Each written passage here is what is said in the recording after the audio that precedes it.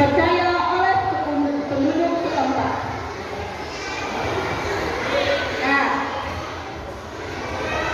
sekarang kita kenalan dulu nih sama Raja Baginda Haji Maharaja Sultan. Baginda Haji Maharaja Sultan ini adalah Raja Kertajaan Negara ketiga. Suatu hari, Haji Maharaja Sultan bermaksud memperindah istananya. Nah, jadi dia mengadakan rapat bersama pembesar-pembesar kerajaannya. Saat rapat berlangsung, salah satu pangerannya mengusulkan, "Ampun Baginda, bagaimana kalau kita mencari pemahat yang ahli di Jawa? Konon katanya pemahat di Jawa itu sangat ahli dalam mengukir kayu." Raja Haji Maharaja pun setuju. Dia mengatakan, ide yang bagus. Baiklah kalau begitu, segera perintahkan utusan ke Jawa. Utusan istana juga di tanah Jawa. Mereka menyampaikan maksud dan tujuan tersebut kepada Raja Jawa. Dengan senang hati, Raja Jawa pun langsung setuju dan memberikan dua pemahat setianya dan yang sangat ahli dan profesional dalam mengukir kayu. Hari demi hari, bulan demi bulan, mereka mengarungi samudera yang sangat luas. Akhirnya mereka pun sampai di Kalimantan Timur. Saat pemahat ketiga, Raja menyambut ramah pemahat itu. Raja, "Selamat datang di Kerajaan Kutai Kartanegara. Kalian adalah pemahat terpilih dari Jawa. Aku dengar dari berita-berita kalian adalah pemahat yang ahli. Aku sangat senang kalian bisa ada di sini. Aku ingin kalian membuatkan ukiran bangkit yang sangat indah.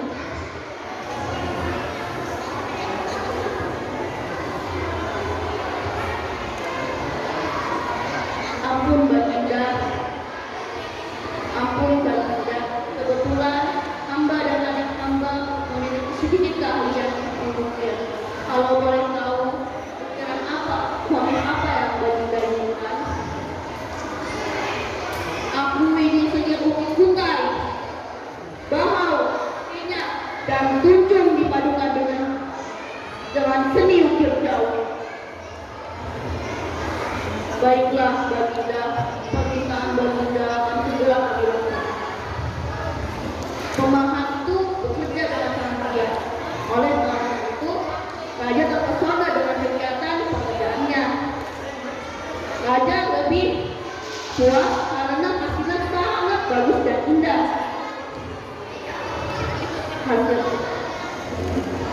Raja memberi hadiah yang banyak sekali dan memperbolehkan kedua pemahat itu untuk tinggal di kerajaan bersama keluarga kerajaan. Pemahat itu tentu saja tahu diri dan tetap menjaga tata krama dan sopan santun. Ternyata perbuatan itu dianggap berlebihan oleh para pejabat kerajaan itu sangat iri dan dengki. Mereka berencana untuk menyingkirkan pemahat itu. Mereka pun mengadakan rapat rahasia yang tidak diketahui oleh sang raja. Saat sedang rapat berlangsung, salah satu pejabat menanyakan, "Alasan apa yang harus kita buat untuk menyingkirkan pemahat itu?" Sejenak semua terdiam. Mereka berpikir keras bagaimana cara untuk menyingkirkan pemahat itu. "Aku tahu caranya," kata pejabat lainnya. "Bagaimana caranya? Bagaimana? Beritahu,"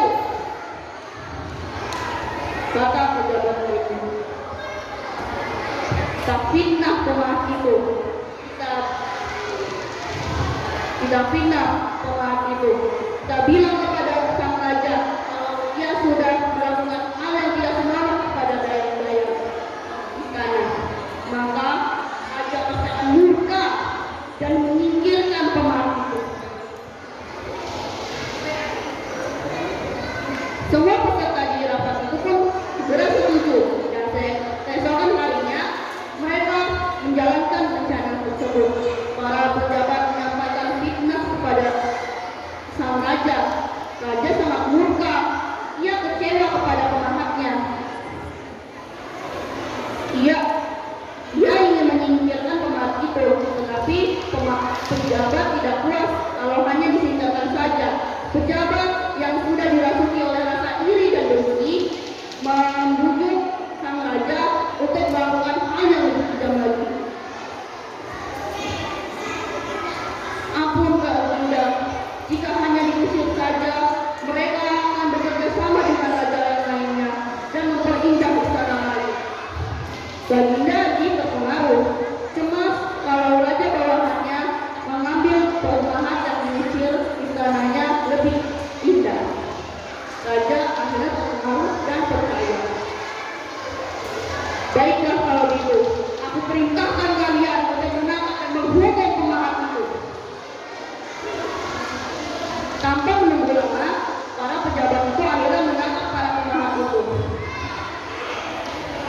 Mereka berdua diikat di tiang dan bersiap-siap untuk dihukum lanjut. Tetapi untungnya satu pemahat berhasil lolos karena ternyata ia memiliki ilmu yang dapat hilang dalam sekejap mata.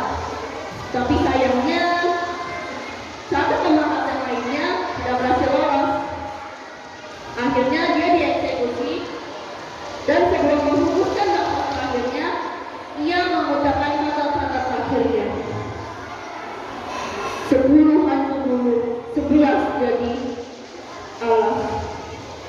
Demikian pesan terakhir dari pemahat itu. Menurut ahli prediksi, arti dari kata-kata itu adalah yang artinya 10 hantu dulu adalah ketika pemerintahan kerajaan yang ke-10, kerajaan Kutai Kartanegara akan hancur,